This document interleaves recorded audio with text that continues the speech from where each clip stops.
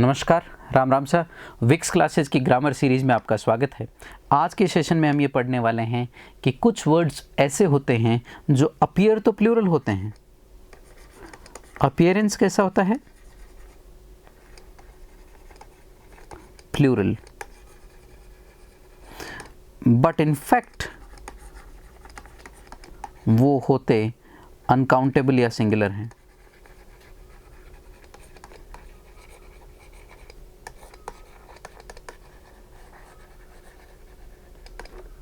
By nature दिखते ऐसे हैं कि ये बहुवचन है, लेकिन जैसे वर्ड न्यूज़ है, वर्ड समन्स है, इसका प्लूरल भी बनता है समन्सेस।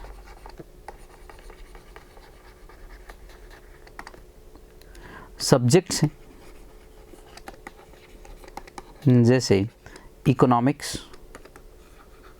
इकोनॉमिक्स जो है आपका फिजिक्स,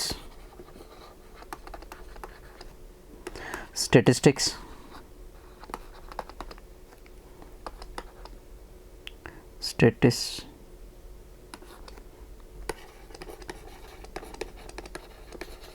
स्टैटिस्टिक्स है, एथिक्स है, नीति शास्त्र। एथिक्स होता है नीति शास्त्र। मैथमेटिक्स है,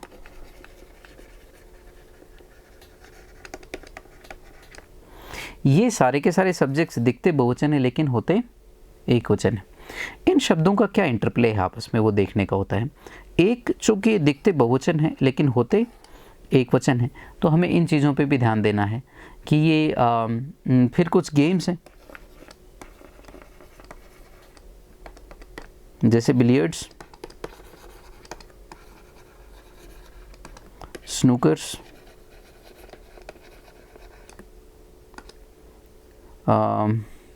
ड्रॉट्स। ये बड़ा इंटरेस्टिंग वर्ड है ड्रॉट के बारे में। दो तीन चीज़ें मैं आपको रिमाइंड करवाना चाहूँगा। ड्रॉट जो है वो ठंडी हवा होती है, और ड्रॉट DROUGST जो है वो आपका सूखा होता है। सूखा पड़ जाता है ना, बारिश नहीं होती, उसको हम ड्रॉट कहते हैं, और ये ड्रॉट्स गेम होता है। बिलियर्ड्स है, स्नूकर्स है, ड्रॉट्स है। कुछ डिजीज़ भी होती हैं, डिजीज़ भी होती हैं। डिजीज़ में कौन कौन सी आती हैं, जैसे आपकी I think some disease like measles है, मम्प्स है, रिकेट्स है।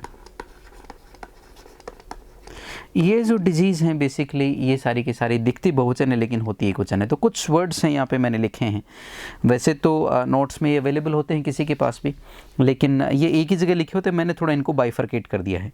न्यूज़ है, समन्स है, इकोनॉमिक्स है, एक और वर्ड होता है एंड्स है। क्या है? Means and ends. मीन्स भी होता है, his means is small.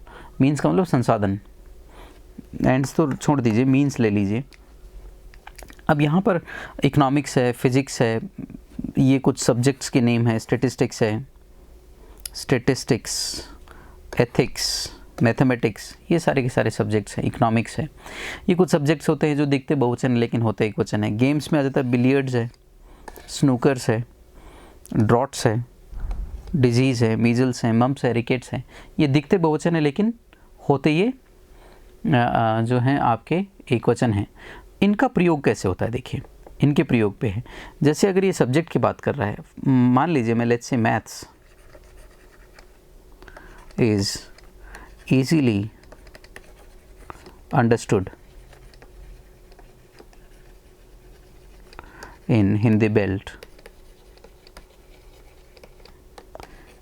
Hindi belt के जो स्टूडेंट्स हैं उनके मैथ्स जो है वो आसानी से समझ जाते हैं। यहाँ पे अगर R लिखा होता तो गलत हो जाता। फिर आपका है जैसे दिस इज गुड न्यूज़ या अ गुड न्यूज़। यहाँ पे बहुत से बच्चे हिंदी के अनुसार ये अच्छी न्यूज़ है, तो इसमें ये आर्टिकल लगाने की टेंडेंसी आ जाती है, जबकि आपको आर्टिकल नहीं लगाना। गुड न्यूज़ होगा, अ गुड न्यूज़ गलत हो जाएगा। समन्स जहाँ है summons, a summons has been issued by the court. तो यहाँ पे आपको 2-3 चीज़ों का ध्यान रखना है। एक तो आर्टिकल अ लग सकता है, और अगर मैं तो और वर्ड होगा समन्स। अगर मैं ऐसे बोलूँ द कोर्ट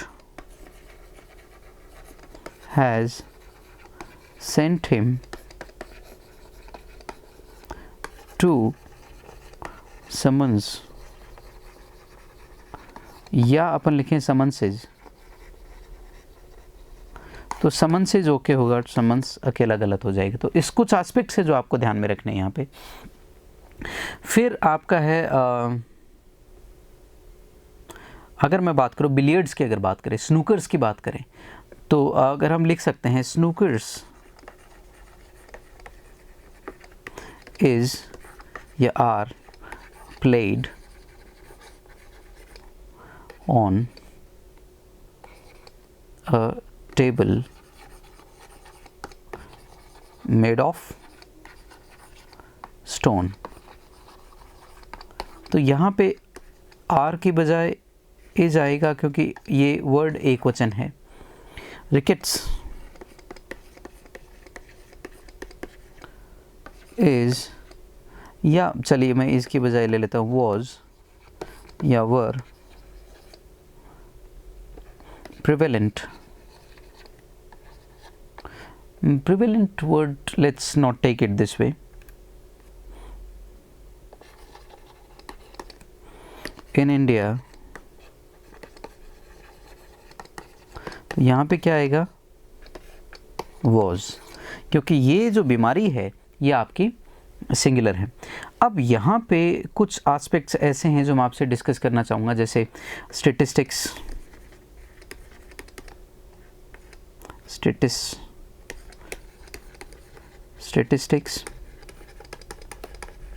इकोनॉमिक्स, मैथमेटिक्स,